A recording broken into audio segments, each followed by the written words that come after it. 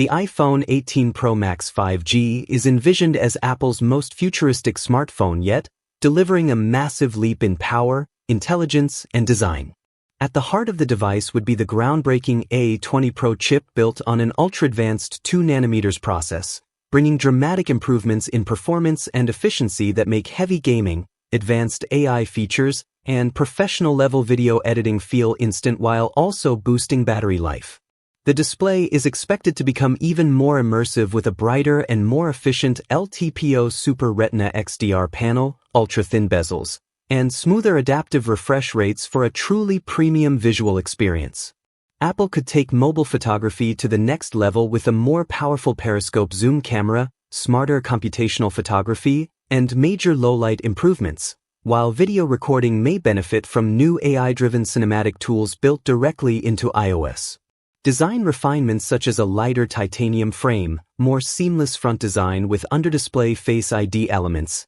and improved durability would give the phone a cleaner, more futuristic look. Combined with faster 5G connectivity, deeper on-device AI integration, and tighter ecosystem features, the iPhone 18 Pro Max would feel less like a regular upgrade and more like a bold glimpse into the future of smartphones.